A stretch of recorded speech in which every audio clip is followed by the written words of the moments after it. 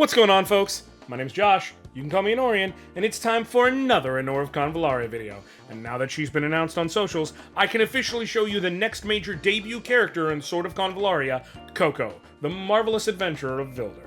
So she is our first debut defender character. I'm really excited to dive in. She's got a really cool support defense kit that I think a lot of people are going to possibly have use for.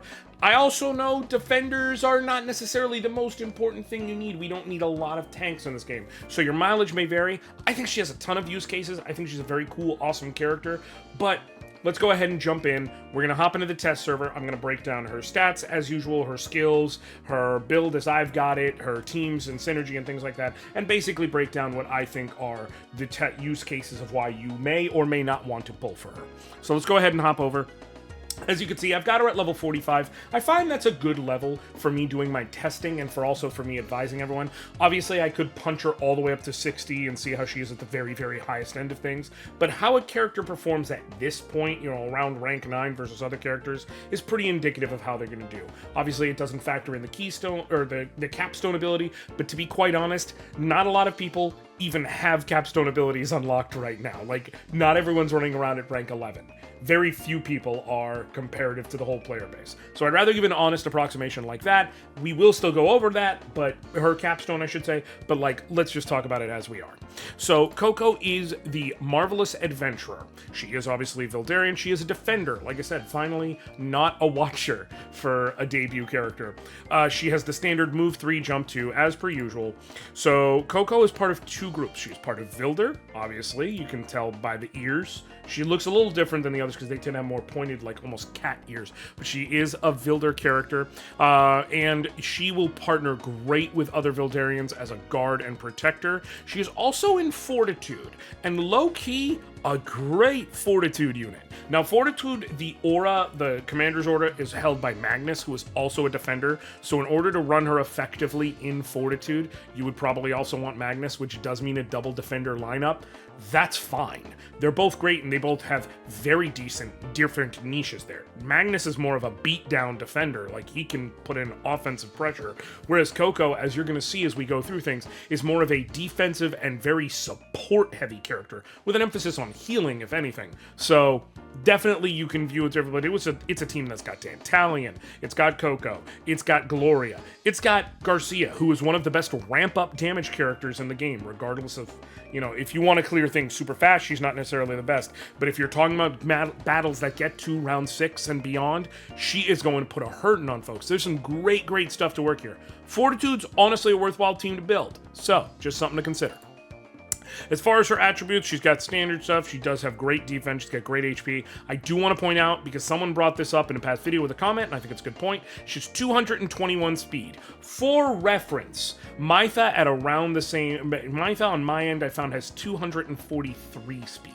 So she is going to be a little bit slower than Mytha, but then flip side, Mytha, when I was doing my testing and saw 243 speed, Gloria has 215. So Gloria tends to go like third in my lineup, but that's counting the Princess Guard from Inanna. So she would be essentially the second real character I have going. So she's still very fast, just not quite as fast as Mytha.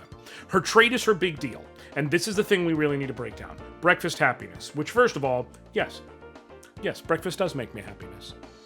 Indeed. But breakfast happiness is a skill with a lot of parts to it, so I'm going to break it all down and then show you the scaling effects and where you should go with it. She possesses block, so 50% chance whenever taking damage from the front or the side to face the target and reduce it by 20%. Standard stuff. At the start of each round, she grants breakfast, a positive stat buff, to the ally with the lowest HP percentage within 2 tiles of herself. Notice it's lowest HP percentage, not lowest HP. So if this character has 2,000 max HP, and this character has 4,000 max HP, but is at like 3,900, they have a lower HP percentage. Okay, it's basically how much damage you've taken relative to your whole bar. Breakfast is a status effect that makes it so that at the start of your turn, you recover 15% HP and you dispel 1 debuff. Also, after breakfast or a bento effect is triggered, and we'll get into Bento when we get a skill that uses it, the target has a 30% chance to gain the happiness status.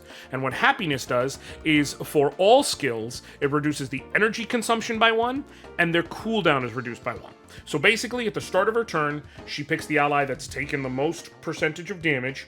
She gives, within 2 spaces of her, she gives them the breakfast status.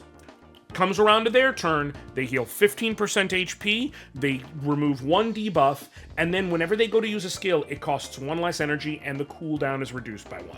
So it's a little bit less healing than Mytha's skill, and you do have to wait till the character's turn, whereas, unlike with Mytha's skill, where she just ends her turn and heals the people, but you get a debuff removal, and you get basically lowered energy cost and lowered cooldown on skills, with a 30% chance.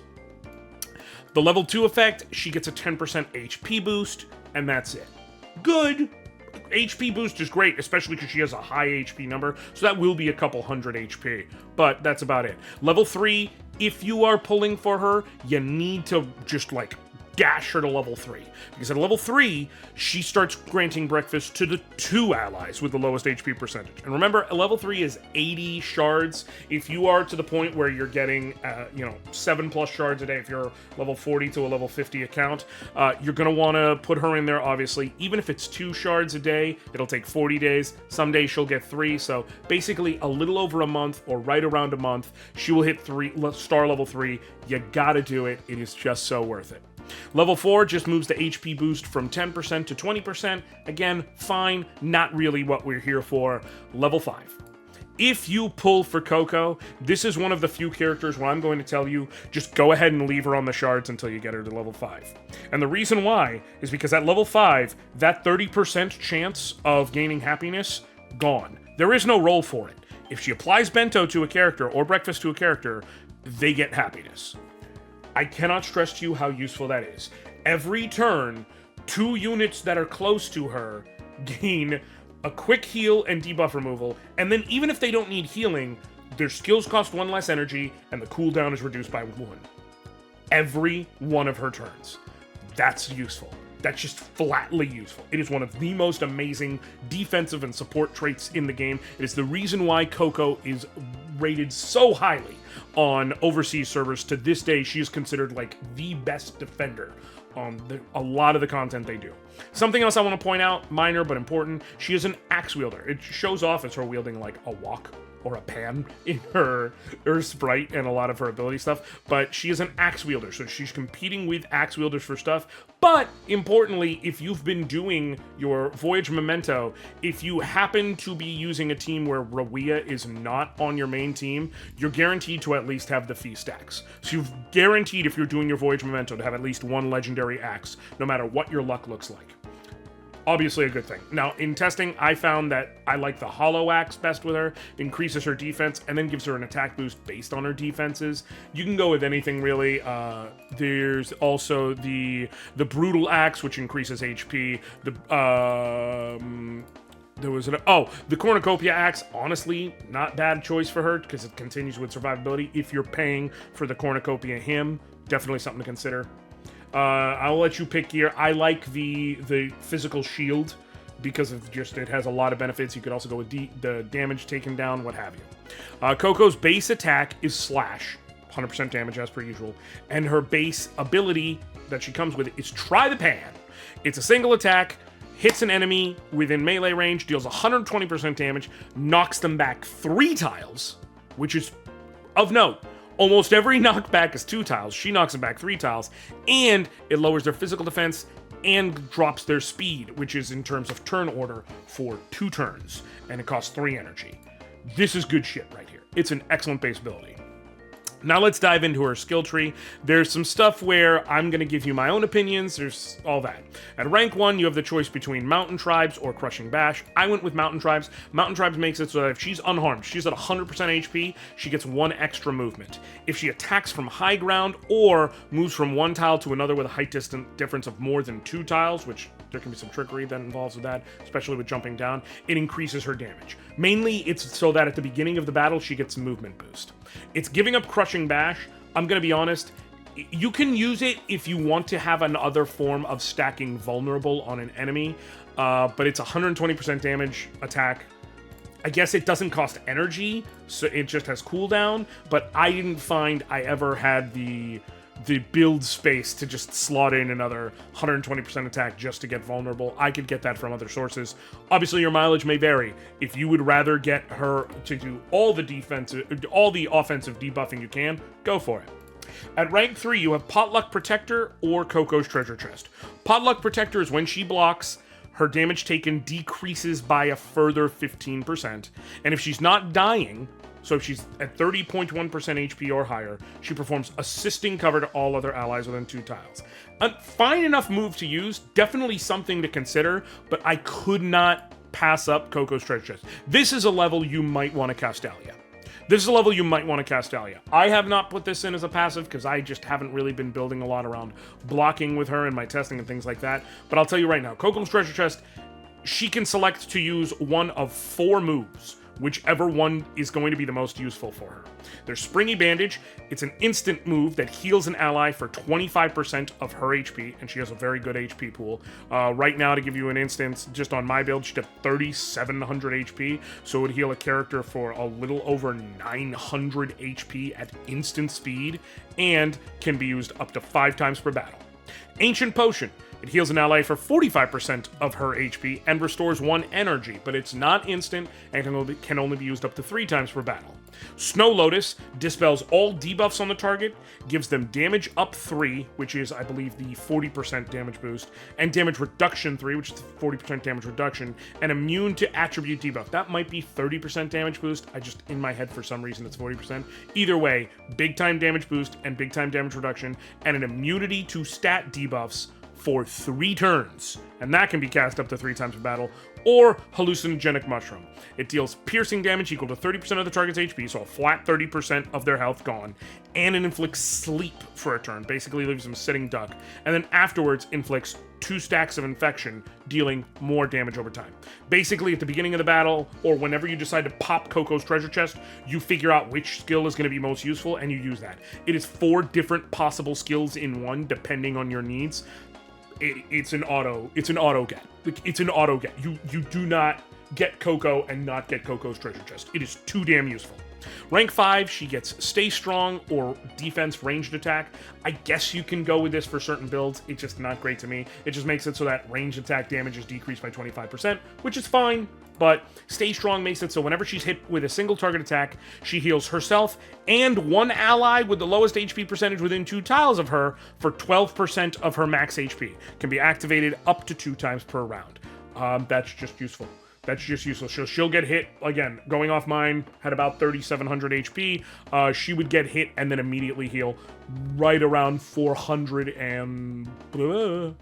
right around 510 health, and heal another ally right around 510 health. And she has a ton of defense.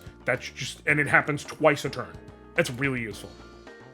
Rank 7, she actually has the weak Vilder aura, which is just the standard 10% attack, 20% defense. You can get this if you want to build Vilder and don't have Lilywell. I would skip it for obvious reasons. I don't really invest in the weak auras because I find they're not worth it. I guess because they don't stack with the strong aura. If you don't have a Lilywell, if you just can't seem to have the luck on her and you end up pulling a bunch of Vilder characters, obviously go ahead and do that. But I'm talking about, optimal sake. Instead, I went with rank 7's Block Enhancement. It's a passive skill. Whenever she received ranged physical attacks from the front or the side, she has a 100% chance to trigger block, and now that damage taken is increased a further 10%, so it actually goes down 30% total. And then the other one we've got right now is rank 9. You can go either way with this, to be honest with you. I think objectively, Armor Piercing Strike is the better choice. It standard 100% damage is like her normal slash, but it inflicts physical defense down and magic defense down 1 on the target. I did not go with this because in my own personal setup, I constantly have the ability to inflict physical defense down or magic defense down, at least on some level, so stacking this in didn't really help me, so instead I went with no turning round. Basically, it's still 100% physical damage. Whenever she performs a back attack, she has a 70% chance of stunning the target for a turn. Now, she can only do it once per target per battle, and it obviously doesn't work against, say, the magicians or, the weapon trial bosses, things like that, but, it's a really cool, handy skill. It actually comes up more than you'd think. So your mileage may vary. I've been having fun with no turning around, plus I think it looked, just I love this particular little icon.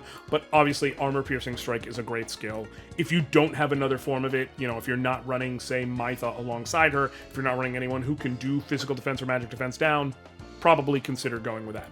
And then she has her capstones at rank 11. Invulnerable, it's a support move. You activate it real quick. It only costs 1 energy, but it's got a cooldown of 5 turns because it's really strong. It gives a character damage reduction for Mind's Eye and immunity to disrupt for 3 turns. So basically, she can activate block even on back attacks, reduces her damage taken by 40%, and she's immune to any sort of behavior and disruption skills. So they can't lock her move skill, her active skills, her passive skills, her reaction skills, none of it.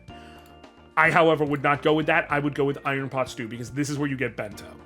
Iron Pot Stew is a healing move. Think something like Mytha's Come On Everybody. She heals everyone within 3 tiles around her for 30% of her HP, and she has a ton of HP, and she grants them all crit up 2, which is 30% increased crit chance, crit damage up 1, which is 15% increased crit damage for 2 turns, as well as giving them all bento. So at the start of their turn, bento is just like cracked breakfast. Instead of 15% HP healed and 1 debuff dispelled, it's 25% HP healed and 2 debuffs dispelled. So reasonably speaking, as long as it gets to the character's turn before an enemy hits them, she effectively has a 55% HP, well, 30% of her HP and then 25% of their HP heal, and 2 debuffs removed, and raised crit hit rate and crit damage. It costs 3 energy, but the cooldown is only 3 turns. And I say only, but like that's good. That's really good. It's really good. This is the capstone you go with. If you want a Castelia and give her invulnerable and play around with like her just tanking hits and then heal or whatever, go with it. You probably want to go with Iron Pot Stew. That's just a bananas good ability. Iron Pot Stew, alongside her trait, alongside things like Koko's treasure chest, basically means that Koko can function as a tank and as a healer all in one, which is what makes her so good and so well regarded. She rolls both those roles into one. She's not necessarily the best at either, she is very, very good at both, and that goes a long way. So, ultimately, Koko has a lot of use cases. Like I said, right now, if you go look as of right now on Chinese server tier lists, Koko is still considered, I believe, the single best defender that has come out. She's just great. She doesn't really get power crept because of the sort of unique mix of her abilities. Obviously, everything can eventually get power crept, but there's like a unique mix to her abilities that makes it worthwhile.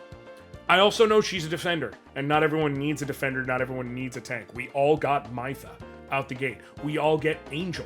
So this is really convenient in smushing characters together, but she's not perfect for everyone. I will say, if you are building a Vilder team, Koko's a 10 out of 10.